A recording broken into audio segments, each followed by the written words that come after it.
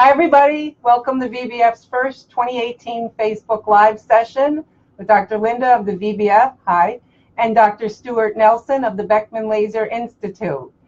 Today's topic continues to be with Dr. Nelson, when to use a laser to treat a vascular birthmark, when not to, how old a child should be when you start treatment, at what age can anyone get clearance.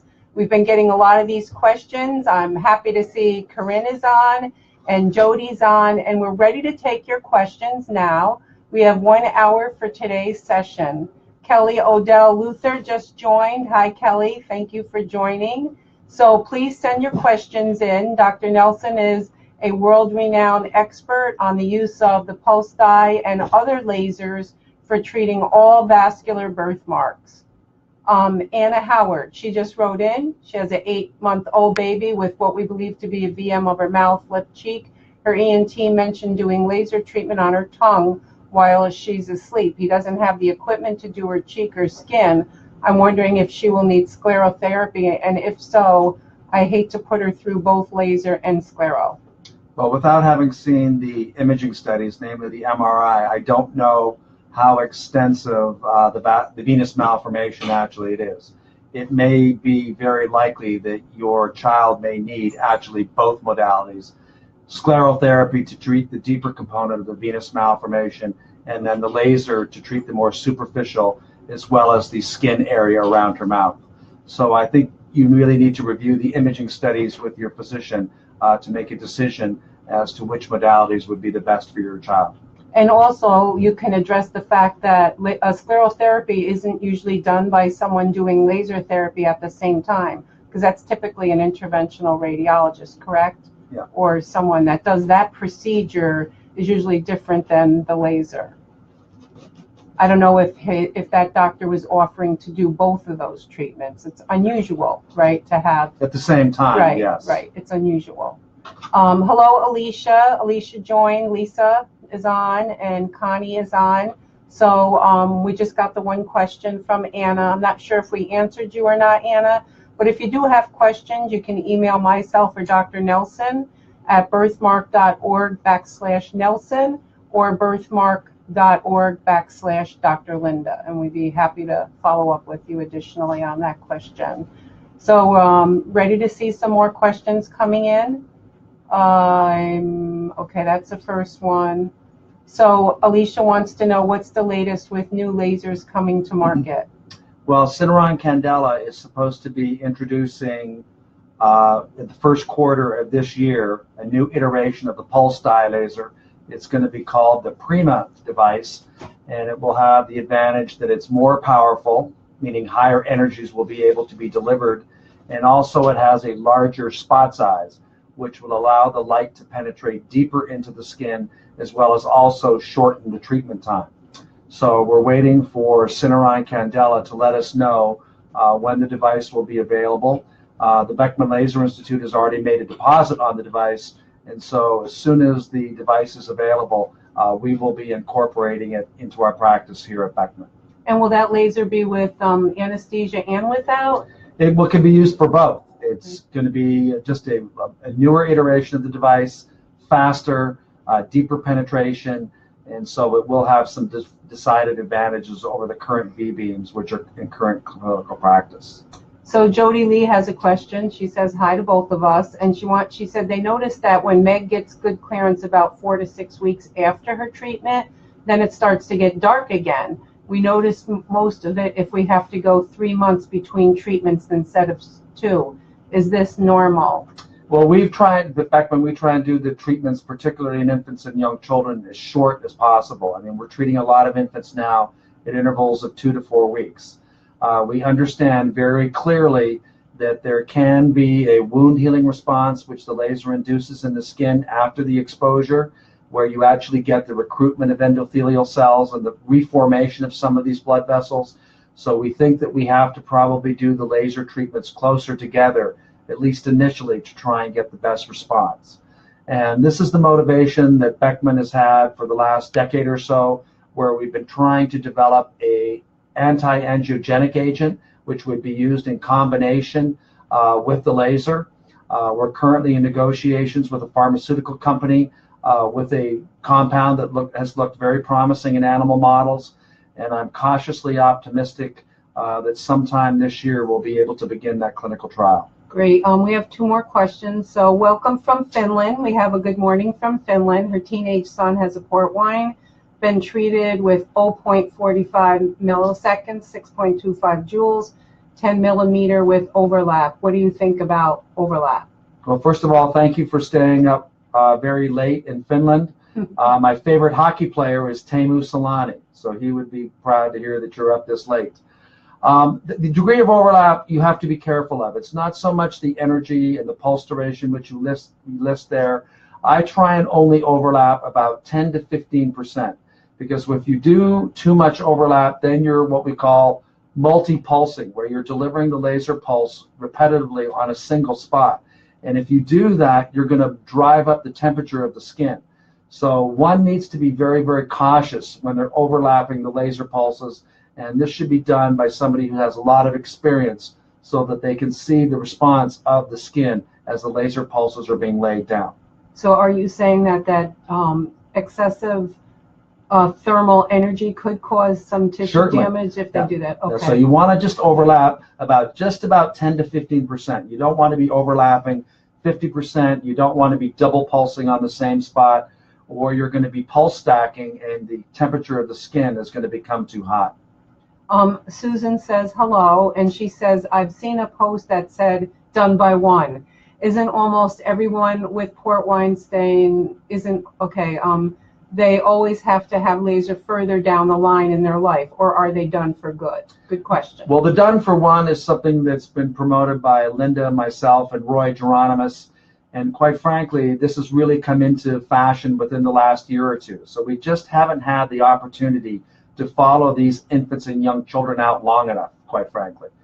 We do know that some patients who've been cleared completely have shown back in my practice, sometimes several years, sometimes a decade later, where there has been some recurrence from blood vessels that were just too deep in the skin to be affected by the laser treatment. And therefore, slowly and insidiously over time, they gradually dilated and moved and grew up closer to the skin surface. So we don't know whether these kids that we're clearing completely are going to, at this point in time, have to come back for laser treatment. So, but I mean, we all, done by one means you will reach maximum clearance by one, but that doesn't mean you won't need maintenance. They may need maintenance, correct? They may need maintenance, and also what we found is that the patients who have had their recurrence of their port wine stains, those tend to be much easier to treat. So not having to do 5 to 10 treatments to get them back to where they were. Usually it's maybe 1, 2, 3 treatments, and you get a dramatic clearance because you're getting in there much earlier and you're not treating a port wine stain that's very dense. Great. Alicia wants to know, what do you do when the laser does cause scarring? Well, the most important thing to do is immediate proper wound care.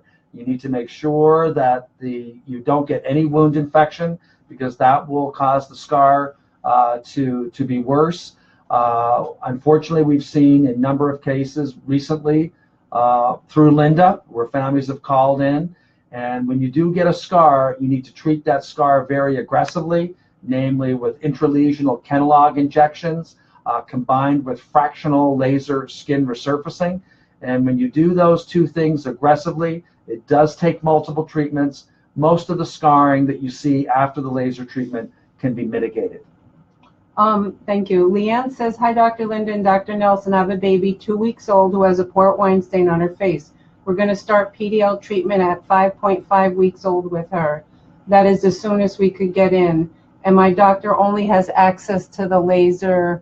I just see what the rest of this is here. That's okay. The laser, the 1st and 4th Tuesday of the month. So it looks like 4 weeks will be our interval. Does this sound like a good plan? I mean, what I would say to you, Leanne, is that I would have the treatment immediately. I treated a 10-week-old child about 3 hours ago here at the Beckman Laser Institute, and that was their second treatment. And with the first treatment, this child cleared about 50%, and their parents are very happy. So I would tell you, call your doctor's office and see if you can get in tomorrow and start the laser treatment as soon as possible. But she also mentioned about the 4-week intervals. Is that okay? That's okay. I mean, patients that are closer to us here in Southern California, we're looking, really at even closer. This child we're talking about, we're now actually doing it in 2 weeks. The family's very local and can get in here easily, but 4 weeks is certainly reasonable. Okay. Stephanie wants to know if a doctor has a Synergy laser and V-beam, which one is better? Well, first of all, I need to make a disclosure. I developed the cooling technology, which has been licensed by Syneron Candela with the V-beam. So, Stephanie, I'm going to be somewhat biased in my comments in the sense that the laser devices are essentially the same. They both produce the same color or wavelength of light. They both have a portfolio of pulse durations, which is very similar, but they have different cooling technologies. The V-beam has the dynamic cooling device, which was the cooling technology developed here at Beckman, whereas the Synergy device uses force-chilled air cooling. The advantage of the DCD is that the cooling is very selective to just the epidermal melanin layer, which is what you want to protect, and it doesn't cool the temperature of the blood vessels immediately adjacent to it. The problem when you use force-chilled air is that you tend to end up with bulk cooling. And when you get bulk cooling, that means not only have you cooled the epidermal melanin, but you've also cooled the blood vessels in the upper layer of the skin. So I would certainly have a strong preference towards the V-beam, the Syneron Candela devices. But with that said, I want to repeat my disclosure that I do have a conflict of interest because I was the inventor and the University of California holds the patent on the dynamic cooling technologies. And we haven't seen any clinical trials on the Synergy laser by itself or in comparison to the PDL. I haven't seen any. I don't know if you're aware of any. Well, they're both PDL devices. Right. The laser is essentially the same. It's the cooling cooling strategies okay. which are different. So Kathy says hi. So hi, Kathy from Florida. And Melissa says her grandson has a port wine stain on his cheek. He is 2 months old and had tests of it, the PDL today, 2 spots, but no bruising. Should there be bruising for it to be effective? Well, it's been discussed on many of these VB live chat before. The bruising has to do with the pulse duration of the laser exposure. We can bruise anybody if you use a short pulse, and we cannot bruise anybody if you use a longer pulse. So for certain therapeutic indications where the blood vessels are large, we tend to use longer pulse durations of the laser. For most children, though, who have a group of blood vessels which are much less than 50 to 100 micrometers in diameter, we tend to be using the short pulses of the laser. So it doesn't mean that the laser treatment wasn't effective. It just means that the pulse duration might have been longer. And if you don't see any clinically significant fading with this test site, you might consider discussing with your physician using some shorter pulse durations on the order of 0.5 millisecond or 1.5 milliseconds, which will certainly cause bruising, assuming that they're using a high enough energy density. Thank you. Hi, Erica, and hi, Michelle. Hi, Jeremy, and Carrie from Tennessee. And also Jeremy, yes, Jeremy. So, and then Romano wants to know, do you treat port wine stains of adults? Absolutely. We're treating tomorrow in our operating room. We've got a number of infants and young children, and we've also got several adults in their 20s and 30s who have very extensive lesions. And because of the pain involved, the difficulty with getting adequate analgesia with local or nerve blocks in the face, we're going to treat those patients using not really anesthesia, but what we call monitored anesthesia care, which is where our anesthesiologists administer a cocktail of Versed and fentanyl, which is a short-acting narcotic, to keep the patients comfortable.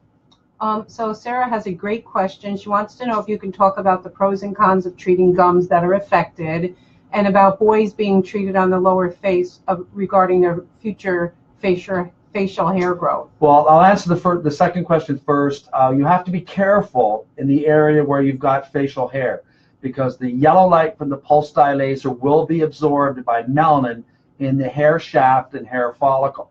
And there's a number that's sort of out there in the literature. I don't know how accurate it really is, but allegedly about 20% of patients who have, for example, their eyebrow or the scalp area treated, you'll induce permanent alopecia or permanent hair loss. So I have a discussion with the family and make them make the decision as to whether or not they want those areas treated. In terms of treating the gums, you have to be careful that you don't treat the gum directly below the tooth, because the yellow light from the laser can actually be absorbed by the blood vessels which are nourishing the tooth. And if you're aggressive there, you can actually infarct or destroy the blood supply to the tooth. So we are very, very careful about treating the gum area immediately adjacent to the tooth. Thank you. Tiffany wants to know if tacrolimus is safe to use for eczema on a port wine stain birthmark on the face when cortisone is not working. So, Tiffany, we have prescribed tacrolimus for infants and young children who've got refractory eczema. My first choice is to try and use something in over-the-counter 1% hydrocortisone. If that doesn't work, then my favorite is 0.1% hydrocortisone butyrate, which works very, very well. But occasionally we've had some infants and young children who their eczema has just been so bad that we've had to use tacrolimus, and we've used it safely and effectively. Thank you. Jennifer wants to know, can you comment your opinion on systemic absorption of sirolimus? Well, we did studies, and in fact, I actually put sirolimus on my own skin, and we took blood samples of my blood after applying the sirolimus for 2 months, and we didn't find any sirolimus detectable, assuming that it's been applied topically to the skin surface. So at least at this point, most of the evidence seems to imply that there's not systemic absorption of topically applied sirolimus.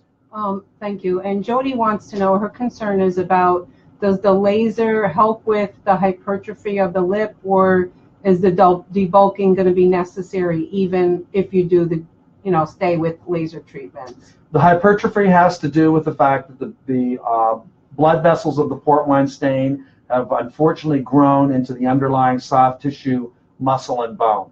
So even though you are doing the laser treatment to dramatically fade the upper lip, for example, it is possible that somebody will need debulking even with the laser treatment, just for the reason that I gave you. Unfortunately, some of these blood vessels can grow into the underlying soft tissue, muscle, and bone, and that will cause the hypertrophy. Dr. Weiner believes that the lip and the enlargement of the lip is actually like a venous, like maybe a malformation in addition to the port wine. I don't know if that's true, but he thinks it's an anomaly and that the laser won't really keep it from growing. But so Mandy said that her son's last laser left him with a polka dot port wine. Is there anything to do about that? Are you able to focus on just those spots that are still stained? His last treatment was 4 years ago and have had no change in the coloring or darkening. Wow. So he had treatment 4 years ago and he was left with a polka dot port wine stain. Well, that's just a matter of going back and filling in the area, Mandy. There was a question earlier about overlapping the laser pulses. In this particular case, there wasn't any overlapping of the laser pulses, which is what left that polka dot type of appearance. So as I said earlier, we try and overlap just about 10 to 15% so that you don't induce bulk heating of the skin. But certainly your child can now go back, and those areas that are between the areas which are blanched completely can be treated, and you should be able to remove that polka dot type of appearance. Great. Hi, Julia. Hi, Julia, and those others who we didn't get a chance to say hi. Sorry, there's so many going by. Natalie. Jennifer has a question. She says, it's a good question. When the port wine stain is above the lip, can it eventually involve the gums, or is the gum always present at birth? Or usually the gum involvement will be present at birth. Unfortunately, the light just went off in my office, so I'm going to step back. Well, we do have this light, so yeah, we're okay. I think we're okay. I think we're all right. I'm going to kill myself. No, we're okay. We're okay. We'll just let the light one down a little bit. We're okay. So if there is gum involvement, you have to be concerned that can proliferate. You need to be concerned about orthodontic issues. So we try and have these people evaluated by pediatric orthodontists as soon as possible so that they can be followed. Okay, thank you. So Jody said, what's the difference between confluent and not confluent stains? Is one easier to treat than the other? I'm sorry I'm using terms that I forget sometimes the audience that I'm talking to. So when we're talking about confluent port wine stain, that means that the whole area is completely involved. When we're talking about a non-confluent port wine stain, that means that there are areas of normal skin between the areas of the port wine stain. And definitely the non-confluent port wine stains are easier to treat. We call them, and Dr. Geronimus calls them sometimes geographic, the ones that have good skin peeking through, and he says the laser grabs that, where the confluent is like solid. It's solid red, solid pink. That's the way we explain it. Hi, Cassie. Cassie just joined us.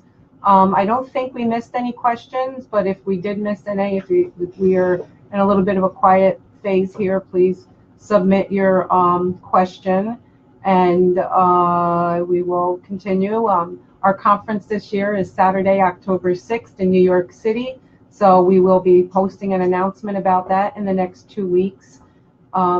Please try to get to New York. You'll meet Dr. Nelson and Dr. Geronimus, Dr. Wayner, Dr. Levitin, Dr. O, you know, the whole cast of characters.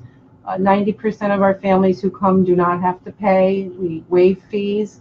You will, and we're also offering free laser treatments this year with Dr. Roy Geronimus at his New York Laser and Skin Surgery Center. We were very fortunate this past year that Dr. Nelson was able to also offer free laser treatments for the first time. So don't miss our conference on Saturday, October 6th. So we're waiting for some questions to come in. We are now 22 minutes into our session. So we have like 38 minutes left, so we can take your questions. If you want to address, and I know you already said, like, get the babies in here as soon as possible. I've had people in their 40s and 50s say, what % would you estimate they could get clear if they've never had treatment? Can they get maximum clearance? Can they get 80 or 90%? Certainly. We have many adults that are able to achieve 75, 80% clearance of their port wine stain. Sometimes it can be difficult to get that last 10 to 20% just because they do have some associated soft tissue hypertrophy. But certainly it's very, very reasonable for those patients to expect significant clearing of their port wine stains, albeit it may take 5 to 10 laser treatments to get that type of clearance. So Corinne says there's some additional posts, but it's not scrolling. So let me see if I can grab this and get it to scroll. And is this a touch screen or no? No, that's just a monitor. Okay, I'm just not able to grab it and get it to scroll up because she says there's more comments coming in and we're not seeing them. So I'm not sure. See if that might be something with your connection. No, I don't think it's a connection. I'm going to see if I can pull up the question. I'm trying to scroll here because it was working. It was scrolling up, but it's not scrolling. Let's see if I can just get it to move up and scroll. So our last one that we see is from Cassie Elliott joining. We're not seeing anything after that. And I'm going to see if I can pull it up on my iPhone since it's not showing up on here. Okay, let me just see if I can see. Here we are. Oh, it looks like we didn't. My iPhone. Oops, sorry. It's not showing up on here. No, it's scrolling. Oh, okay. Sorry. Here we are. Oh, it looks like. Sorry about that. You went the wrong way, I think. Oh, okay. So you're using the mouse. I'm rolling the mouse. So. Wait, did we see any? We talked the overlap. We did okay. that. All right. The so 2 keep weeks. Going. Okay. My grandson port wine stain. We did that. Yep. Okay. We treated because we talked about the gums. Yep. Hypertrophy lip debulking the surgery we one. We did the polka dot. We answered Mandy's question. Yep. Okay. So we answered the confluent. All right. Andrea Davis, a Caucasian and half African American. The last 2 laser treatments left with 2 scars. They say he may have a keloid. He is 6 now. What can I do? He has a port wine stain with the laser treatments. Well, certainly we can treat African American patients. We do that. We treat a lot of patients at Beckman with darker skin types. We have a very large Hispanic population as well as Asian population in Southern California. So you just have to be more conservative with the energy density of the laser, and you need to be more aggressive with the cooling. to protect the skin because of that higher epidermal melanin absorption. If he does have a scar or a keloid, that can certainly be treated with intralesional steroid injections in combination with fractional skin resurfacing. So I would encourage you to continue with the port wine laser treatments as discussed before, just with the understanding that your physician is going to need to be more cautious with the energy density and more aggressive with the cooling. Okay. Do you want to scroll? Do you want to do it? Yeah. Scroll down. Is this it? Right here? Yeah. So you got to be on it. Okay.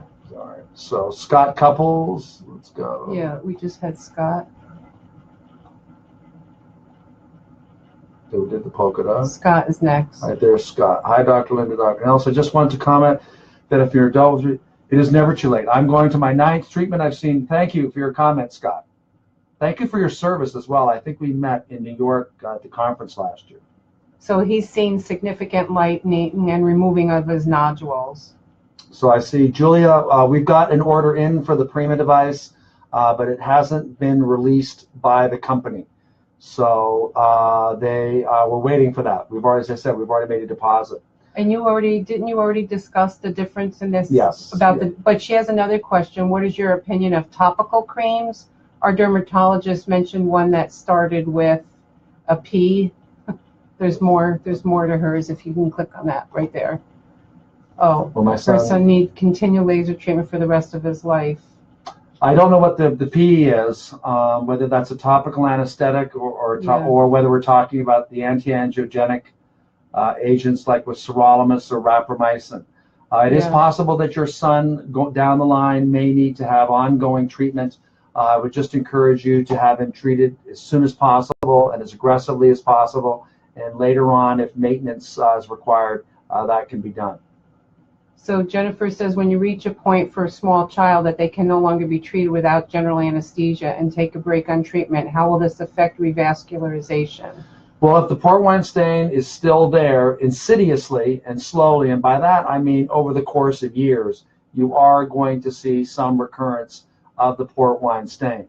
So it may be, Jennifer, that your child may need to have some kind of maintenance treatment where there's procedures done 1 or twice a year to maintain the result that you were able to get with the first treatments. So Aaron said, should the pulse duration be varied throughout? My son's treatments have all been 0.45 ms. Aaron, if you take a biopsy of port wine stains, you'll see a whole wide variety of different blood vessels of different diameters, and those blood vessels will be targeted more effectively using different pulse durations. So patients here at Beckman, as we go through an extended treatment protocol, we're constantly varying the pulse duration of the laser exposure. So I would recommend that you suggest perhaps to your treating physician that he might want to try some of the longer pulse durations if you've got to a point where you're not seeing any further clearance. Susan, we didn't see all of your question if you want to resubmit it, but Daniel said, when a port wine is on the gum, is it evident early on or does it develop over the years? Usually you'll see it in an infant or a young child. You'll see the port wine stain on the gum if it's going to be there. It doesn't tend to develop over the years. What takes time is if the gum is involved, is there going to be some soft tissue hypertrophy of that underlying soft tissue and muscle and bone. And so that's why we try and get these kids in for an orthodontic evaluation as soon as possible. Dan wants to know about research regarding port wine treatments. Is there anything new? Hi, Dan. Say hi to Kelsey and Karina for me. As I said, probably the most interesting thing is looking at the combination of anti-angiogenic agents used in conjunction with the pulse dye laser treatment to protect the revascularization. As I mentioned earlier, we're hoping to start a clinical trial doing the same sometime later this year at Beckman. Does it protect the revascularization or does it block it? It blocks it. It blocks That's great. At least in the animal models, it's very effective. Okay. So you can keep going down. Amy. We're down here. No, we're down here with Susan. We already answered what is the difference between we answered all that. Okay. You're down here with Susan. Would you recommend trying sirolimus if our 17-month-old son's port wine stain is being stubborn? Well, to be honest, Beckman we were the first ones to do this, and we just did not find the topical sirolimus to be particularly helpful. When we took measurements of this amount of blood in the skin using visible reflectance spectroscopy, we found that the fractional blood volume was decreased by about 10%. But unfortunately, the eye cannot perceive such a very subtle difference in terms of the hemoglobin concentration in the skin.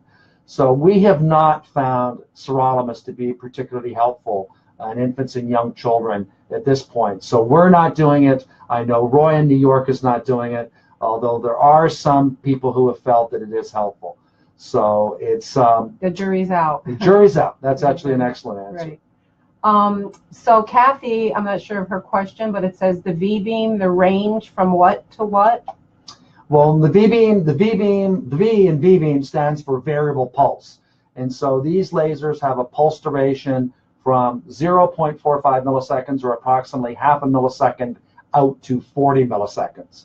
So when we're treating infants and young children, we're generally using small spot size, or we're using short pulses because we're trying to treat smaller blood vessels, whereas when we're treating adult patients whose port wine stains feature larger diameter blood vessels, we tend to use longer pulse durations of the laser.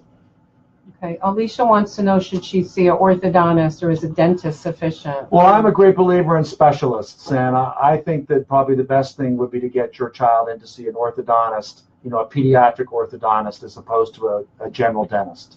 And we offer a free orthodontal visit at our conference every year with Dr. Carol Fenn, and now a free dental visit with Dr. David Darrow. So if you are able to come to our VBF conference, a lot of families get started with their orthodontry and dentistry through our conference, through the free exams that we offer.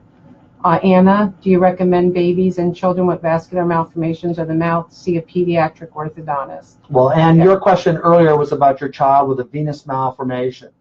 So if the venous malformation does involve the jaw area, then I certainly would recommend that your child be evaluated by an orthodontist. If the venous malformation is just confined to the soft tissues or the tongue, then not necessarily do they need to see a pediatric orthodontist. So I think I would recommend that you review the results of the imaging studies with your physician to get an idea as to what areas are specifically involved with the venous malformations. Dan wants to know if there's treatments that aren't being used here that haven't been approved yet outside of the U.S.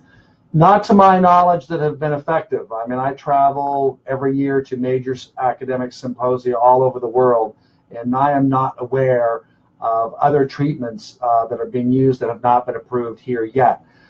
There has been a lot of work using photodynamic therapy, which is lasers in combination with photosensitizing drugs. That's been particularly done in China. We did a study at Beckman about 15 to 20 years ago and didn't find that to be helpful. My colleague Kristen Kelly attempted to do another study about 3 or 4 years ago and also didn't find it to be helpful. So we're not using port wines or the photodynamic therapy for the treatments of port wine stains. And when people write to me from other countries with new lasers, I always send it to Dr. Nelson to review for his opinion. So when something is new and they reach out to VBF, he always gets to give us a comment. Chris Wagner wants to know what kind of increase in joules is usual for each treatment. Our daughter has had 4, starting at 8.5 joules and increased by 0.5 each time, with today's treatment at 10 joules. What's the highest you would do using a candela? Well, it depends on a number of factors. It depends. I mean, not only is the area, is the energy density being varied, but we also, as was discussed earlier, change the pulse duration of the laser exposure. So when, for example, you use 8.5 joules on a 1.5 millisecond pulse duration, that has a much higher peak power because you're compressing all of the laser energy into a very short period of time, as opposed to using 8.5 joules on a 3 millisecond spot or pulse duration. So a lot of this goes into what type of skin type does the patient have. If it's a darker skin type, you've got to be concerned about epidermal melanin absorption. So it's not necessarily an absolute number, 10 joules. That number really depends on a number of factors, and the most important of which are probably the patient's skin type. Very good, thank you for that. Andrea wants to know, is it common that the surgeon provides the details of the laser level? I'm in Canada, and after 4 to 5, I don't think that was ever shared with me. I mean, I'm happy to share those numbers, but I mean, they're numbers. They're you know, most people don't necessarily understand what a joule is, it's a unit of energy developed by, I think it was a French physicist, Frederick Joule, and actually it's Joule, not Joule. We all say Joule, but right. I was once corrected at a French meeting that it's Frederick Joule. So, and that if you want to know the details, I think it's entirely appropriate, for you to discuss that with your physician at the time the treatments are done. Amy says that she has been getting kickback from the dermatology doctors, Army doctors, so she's in TRICARE for her son to see a vascular birthmark. Any tips or buzzwords I can use to get referred to the specialist that we need?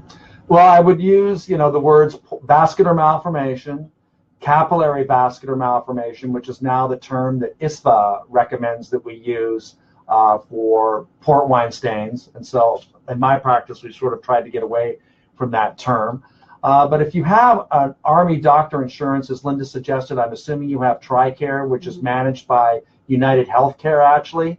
And they tend to be very good in terms of allowing their dependents of service personnel to be treated. I am in the process of treating or mentoring a physician. Her name is Jennifer Goodrich. She's actually in the Navy, and Jennifer's going to be going back to Walter Reed on July 1st. And one of the goals of her mentoring here at Beckman is that I'm hoping to help her establish a vascular malformations clinic at Walter Reed Hospital in Bethesda, Maryland. So hopefully we'll be able to actually get a vascular malformation clinic established for military personnel and their dependents. That's great. I think too she wanted to know about getting the referral to the specialist, not the coverage of treatment. That's probably okay. I think Amy's saying she needs to get the referral, and so I think what we use are more letters of medical necessity, that this is a progressive condition, and left untreated the skin can become cobbled and thickened, and therefore early treatment is needed by an expert, that type of thing. You know what I'm saying? Because she needs the referral. Well, and she can write to you or me. We can provide you with articles on the medical necessity of treating. So Linda can certainly do that. And so can Dr. Nelson at birthmark.org/Nelson or /Dr. Linda. Kathy wants to know what should be used on adults with the V-beam. Well, for that, we tend to use at Beckman higher energy densities and longer pulse durations of the laser to treat adult patients. Because as I said earlier, if you were to take a biopsy of an adult's port wine stain, those lesions tend to feature blood vessels with much larger diameters as opposed to infants and young children. Interesting question from Natalie. She said her hemangioma and laser treatments versus propranolol and timolol. My twin son, 18 months, was on a mixture of 2 medications until last month. His doctor said it should now begin to reabsorb into his scalp by the time he's 5, and if not, we can follow up with laser. Also, it was stated for the loose skin remaining, we could see a plastic surgeon. Well, we have used both timolol and propranolol here at Beckman. We use both of those beta blockers in combination with the pulse dye laser treatments, and we repeat those treatments every 2 to 4 weeks. It's been shown in the medical literature that if you do this synergistic approach, namely laser and beta blocker, it reduces the amount of time that the child has to be on the beta blocker by about 50%. So we have migrated to that. I know that Roy Geronimus is doing that in New York as well. So if there is some residual skin on the scalp, as your physician has said, that can easily be resected by a plastic surgeon, so I wouldn't worry about it. Susan says, what did you say was new and coming out in that you've seen good results on the animals? Oh, this is the study with the anti-angiogenic agent, Susan. So we've tested it extensively in animal models. It's been proved to be highly effective in terms of preventing blood vessel revascularization and reformation after laser exposure.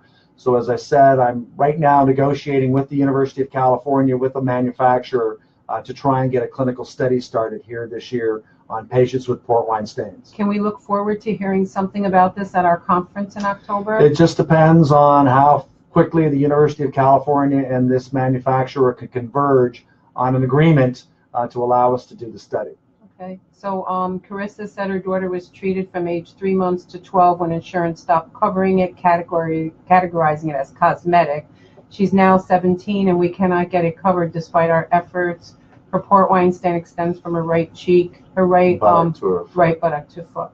So just my initial reaction to your question, Carissa, given the fact that you're talking about an extensive lower extremity lesion, I would be concerned that your daughter has perhaps underlying Klippel-Trenaunay syndrome. So I would recommend that you talk to your primary care physician or your family practitioner about ordering imaging studies of your daughter's pelvis as well as her entire lower extremity, which is involved. And if it does turn out that she does have underlying Klippel-Trenaunay syndrome, now you've definitely moved from an insurance company trying to categorize this as cosmetic, because your child does unfortunately have a true medical condition. And we've used that wording sometime, which is that extremity lesions can be associated with the Klippel-Trenaunay syndrome in a way of getting them to cover treatment. Melissa says, is it harder to treat the port wine stain on a 2-month-old when the port is on the bridge of the nose and somewhat around the eye versus on the cheek? Well, we treat both types of patients here at Beckman routinely, Melissa. The most important thing when you're treating around the eye and the orbit is that you need to put a contact lens into the child's or the infant's orbit to protect the retina from being exposed to the laser light. Now, we have a lot of experience doing this at Beckman. We also have a large number of contact lenses of different sizes. So this isn't an issue for us. But in other physician practices where they're not comfortable doing this, or they don't have all the different sizes of the contact lens, because each one of these lenses costs about $300, it can be somewhat of a problem. But as long as you're able to ensure adequate eye protection, you can safely treat on the bridge of the nose and around the eye. Ali has a good question. He wants to know, what is the best time to start treatment for a new baby? Does port wine stain fade when pressing on it? I have found with it changing color, fading. Do you recommend? And so I'm wondering, could this be a hemangioma versus a port wine? And maybe you can talk a little bit about what the parents can do, like pressing on it. Well, if a port wine stain will fade when you apply pressure to it, because primarily these malformations are of the venous part of the capillary system. You have an artery which puts the blood into the capillary and then is drained by the venous system into the larger veins. So if you do apply pressure to a port wine stain, you will be able to fade, or the medical term for that is blanching. So that's not unusual. Port wine stains will change color depending on the temperature, whether it's hot, whether it's cold. Blood vessels will dilate, they will constrict. So all of those are consistent with the diagnosis of a port wine stain. I would not expect the hemangioma to significantly change in color, because the entire skin is essentially a tumor of blood vessels. You mean the blanching? You should not see blanching if you significantly. And he said the baby's new, so when should he start? I would start the laser treatment tomorrow. Yeah. That would be my recommendation. I'm not sure where Ali's from or if he can get early treatment, but if he can, then he should be as soon as possible. As soon as possible, right. Hello, Michael joined us, and Tracy. Hello, Ashley. Can the port wine stain in the genital area cause itching or pain? My 3-year-old son has a severe itching problem, and he was put on gabapentin for nerve pain. It has helped, but he's itching again. Is laser an option on that area to help? Well, the laser will certainly help the port wine stain, Ashley, but whether or not it'll help the itching, as was discussed earlier, a lot of infants and young children get eczema in association with their port wine stains. About 25 to 30% of children can actually have some eczema. So I would encourage your pediatrician or your family practitioner, who's ever managing that problem, to search and see whether or not your child actually has eczema in association with their port wine stain. And if they do, then that eczema needs to be treated, and hopefully we'll be able to get your child off that gabapentin for nerve pain. Great answer. Thank you. Hello, Nicole, and welcome. And Audrey just joined us. Her 9-month-old son has a venous malformation involving 70% of his tongue, soft tissue under the tongue, cheek, lip to ear, lower lip. He's having sclerotherapy on the 22nd. How effective would laser treatment be for him? Well, basically reading what you're telling me, most venous malformations don't, it's like looking at an iceberg. Most of them don't actually involve the skin. Most of them are in the underlying soft tissue, muscle, and bone.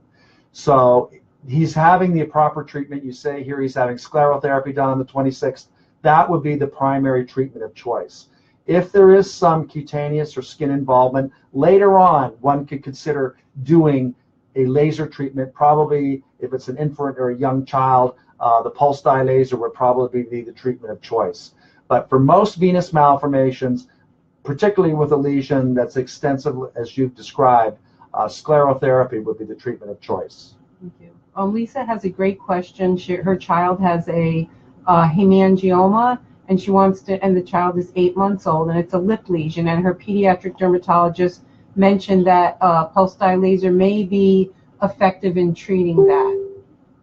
So for hemangiomas, where does it say hemangioma? I'm sorry. Right. Yep. So as I mentioned earlier, our protocol here at Beckman is to treat these hemangiomas in infants and young children with combined beta blocker as well as pulse dye laser treatment. So I would treat this lesion probably with some kind of combination. If the lesion is flat and smooth, my first choice would be timolol in conjunction with the pulse dye laser. If the hemangioma is thicker, I would choose oral propranolol. But certainly it's a laser procedure that can be done as an outpatient. Treating on the lip and treating hemangiomas have the same pros and cons as port wine stain laser treatment. The cons can be there can be scabbing or blistering if too much energy density is used. There can be changes in the normal skin pigmentation if too much energy is used. There can be scarring if the treatment is too aggressive. But if somebody who's doing a lot of these types of procedures should be able to treat your daughter's lip hemangioma very effectively without causing any adverse effects, which I've just described. And Leslie, feel free to email Dr. Nelson a picture if you want at birthmark.org/Nelson or myself, birthmark.org/Dr. Linda. Deanna just wrote in, her daughter is 12 years old and had her first PDL treatment 4 weeks ago for residual vessels of her forehead hemangioma. The bruising and vessels are gone. That's great. Now there are some indented areas. Will this resolve over time? I'm afraid of permanent scarring. I almost regret doing it. Well, the first part of this question is that the residual vessels of hemangiomas do respond very nicely to PDL. So I would certainly expect that. Although I would not expect to have indented areas, which I'm not sure without seeing a photograph whether this is implying that there's depressed scars of the area. If there is some depression, perhaps within a couple of months it might resolve, but if it doesn't, there are certain other treatment modalities, namely fractional skin resurfacing, which can be used to stimulate collagen formation in the skin, which would be highly effective for this. And in some cases, if you've got deeper indented areas, sometimes the addition of a filler agent like Sculptra can also be used, and that will take care of the problem. So I don't want you to beat yourself up and regret doing this. It may be a problem, it may be an adverse effect, but this is something that can be dealt with. And those dents may have been there. The PDL may have just removed the vessels and made them more obvious because there's so much regression. By the age of 12, most hemangiomas are involuted. Yeah. And so that could be part of its regressive cycle. Hello, Nicole. Hello, Justin. Hello, McKenna. Amy has a question. At what age do you move away from general anesthesia for treatments? My 16-month-old son's port wine is about the size of a soda can top. Would it be good practice to treat him without going under? It depends on the family. I like the family make this decision. I mean, a lot of parents have a lot of angst about the potential pain associated with the laser treatments. So I will do what the parent wants. I'll tell the parent we could treat the child without anesthesia. We can do it with anesthesia. We will do what you want and what you feel comfortable with. Thank you. Paula says they wouldn't start her granddaughter's treatment until she was 6 months on her face. She's been doing this she is now 5, and it's still red, faded, but still red. How much longer should she do it? I think she's been saying she's been getting repeated treatments since 6 months, but it's still there. I don't think, that makes a difference. I guess she's concerned about if they'd have started 2-3 weeks of age, would it be gone? But It's hard to tell, in retrospect. But if it's still red, I would encourage you, Paula, to have your granddaughter's treatment at least treated on some kind of maintenance, because you don't want to get recurrence of the good result that they've already obtained. And also, when your granddaughter goes through puberty in a couple of years, we do know that port wine stains get worse when young girls go through puberty. So she should be monitored and followed closely by a pediatrician or somebody who has the ability to do the laser treatment, because she may need to have laser treatments when she goes through puberty. Yep, we have 10 minutes left. T. Wong says, thank you, Dr. Nelson, for all that you've done for Ashton and my family. And Kayla, is there any way to watch this from the beginning? Yes, it will be. It's always recorded, and when it ends, you can click on the link on our page at Vascular Birthmarks Foundation on Facebook, and it'll start right from the beginning, Kayla, and you can watch it all the way through. Diane is 58 years old with a port wine stain on her right leg, starting on her waist down to her calf. Would it be effective in lightening it or removing the port wine? It will be effective in lightening the port wine stain if it's just a port wine stain. But as I discussed earlier with another family, when you see an extensive lower extremity lesion, you need to be concerned that the patient may have underlying Klippel-Trenaunay syndrome. So Diane, before you begin treatment of your port wine stain, I would highly recommend that your primary care or a family practitioner order some imaging studies of your right pelvis and lower extremity to make sure that you do not have underlying Klippel-Trenaunay syndrome. Because if you do, there may be other treatments that could be more effective, such as interventional radiology, having some of those abnormal vessels in association with the KTS treated first, and then going back and doing the laser treatment later. And she's 58, so she's probably would have had some evidence, if there was going to be some issues, I'm thinking. Hi, Erin. Erin joined. Brianna said her 5-month-old son has a port wine, has had 2 PDL treatments. Her dermatologist does not treat the eye, and I've yet to find one in the state of Colorado who does. Do you have patients from other states who seek treatment? And if so, do you have any advice for coordinating treatment plans between doctors? Well, we certainly, I don't know of anybody in the state of Colorado. We actually have quite a few families from Colorado, Utah, Montana, that come to see you. Nevada. So I don't know anybody specifically in Colorado. The issue when you say don't treat the eye, I'm assuming you don't mean treating the eye. What you mean is treating the upper and lower eyelids. So that's mainly an issue of ensuring good and adequate eye protection during the laser treatment. So as long as the treating physician has the appropriate metallic contact lenses to do the procedure, it should be able to be done safely. And we do coordinate treatment plans with physicians in different states. We have lots of patients who come to see us from out of state where we're constantly communicating with their doctors back in their home state. Heather wanted to know how much of a scar will this leave, meaning a hemangioma? I'm not quite sure. I don't know, Heather. I mean, hemangioma that's treated effectively using laser as well as beta blocker treatment shouldn't leave any scar at all. There may be some residual whitening of the skin just because the normal pigmentation sometimes didn't develop normally. There may be some hair loss because they didn't have the normal hair follicles completely developed. But a hemangioma, if treated properly and effectively using the laser and beta blockers, there should be no scar. Susie down below says that she's looking for a doctor in Central Florida. So I can certainly recommend Albert Nemeth. Al is in Tampa Bay, St. Petersburg area. I've visited his office. He's somebody who's highly experienced in laser treatment of vascular malformations. Okay. Kendra says that her son goes in at 14 months old for his first laser. The doctor wants to use the lowest settings at first treatment and wants to avoid his eye as much as possible.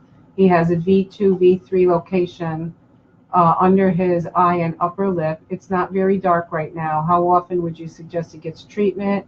Right now, they are scheduling him every 10 to 12 weeks, and I feel it should be more aggressive. We are working with a pediatric plastic surgeon in Las Vegas, Nevada, UNLV Medicine. I don't know any plastic surgeons at UNLV who are doing laser treatment of port wine stains. My initial reaction is that, I mean, it's not that I would use the lowest settings of the laser. I would use the settings that I felt were appropriate. I mean, when you're in the operating room, you're looking at the skin, you're looking at the skin response. So as I said earlier, I don't necessarily all the time discuss with family members, well, I used 8 joules, or I used 10 joules, or I used 8.5. What I'm looking for is to get the response that I want to see immediately after the laser exposure. So I would recommend that your physician do treat the entire area. I would definitely treat the upper and lower eyelid, make sure that the eye is properly protected. I would definitely treat the upper lip, and I would probably try and repeat the treatments at intervals that are shorter, namely 4 weeks.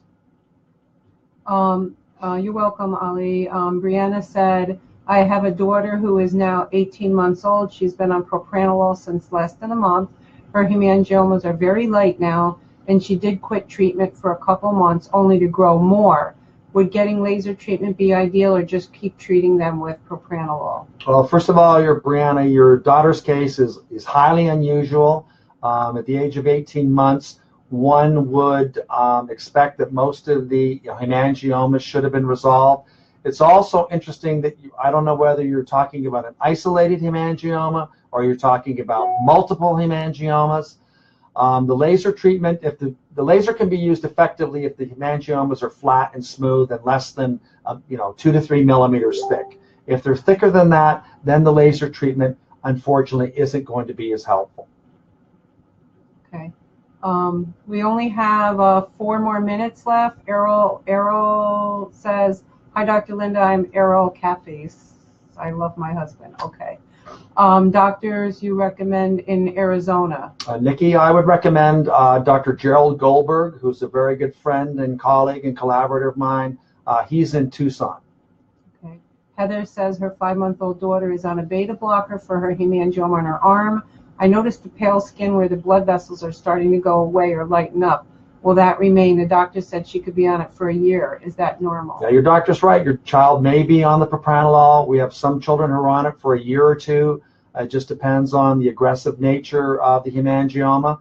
Also, you've got to remember that when you remove the propranolol or you wean the propranolol, it has to be weaned over about 25% of the time your child was actually taking the drug. So if your daughter's been on propranolol for a year, that means it's going to take 3 months to wean her off of the oral propranolol. So it's certainly not unrealistic that somebody can be on propranolol for more than a year. Okay, if you can scroll down, I'm not sure what Brianna is referring to. She said multiple. Thank you. Okay, multiple. I'm not sure. Well, if your child has got multiple hemangiomas, Brianna, I don't know whether you're seeing a pediatric dermatologist or, it's unusual to have multiple hemangiomas in an 18-month-old. I mean, I would just, come to the Vascular Malformation, the VBF conference in New York. Yeah, I'd like to see pictures. If you could email me at birthmark.org/Dr. Linda, and I'll get them to Dr. Nelson to look at.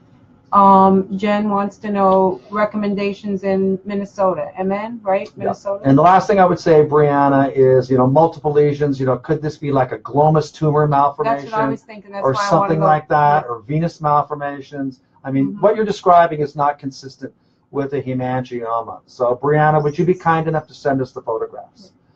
Jen Larson in Minnesota. I would recommend my good friend, Dr. Brian Zellickson, who practices just outside of Minneapolis in Edina, Minnesota. Hi, Gabriella. How's Alonzo? Audrey says yes, recommend is so we answered her question. We answered that question. Okay. Well, we have 2 minutes left. Actually, less than 2 minutes. Anna, unfortunately in Tennessee, I don't know anybody. I used to know Dr. Darrell Ellis, who was at Vanderbilt, but unfortunately, or fortunately for him, he retired. So we do have a physician maybe on you the do. Yeah, we have one on our list who he says he treats all birthmarks. So if you go to VBF at birthmark, if you go to the Vascular Birthmarks website, birthmark.org, find a physician and go to your state, the state of Tennessee, you'll see that we have someone on there. I believe they're close to Nashville, if not in Nashville, and you can see that that person says they treat vascular birthmarks. So And send that link to me because I get a lot of email from Tennessee. okay. Gabriella, good. By the way, say hi to Enrique for me as well. I realized I said hi to you and Alonzo. Say hi to Enrique as well. Susan says, thank you. These live videos are awesome. And Gabriella says, Happy New Year. Best wishes to both of you. Looking forward to the conference. We look forward to seeing you. You can take one more question or we're wrapping it up. Have you heard of Dr. McGinnis? In Minnesota, no. No. Unfortunately, Jen, I just don't know. I don't mean to be pejorative. I just don't know who that is. It doesn't mean that they're not qualified to do the laser treatment. It just means I don't know who that is. Okay, well, that's it, everybody. We're going to end our session now, and you can always go back and review the questions. And if you have any additional ones, you can send them to Dr. Nelson or myself through the Vascular Birthmarks Foundation. We'll be pinning our email addresses and our website to this session. So if you want to hit the finish button, Dr. Nelson,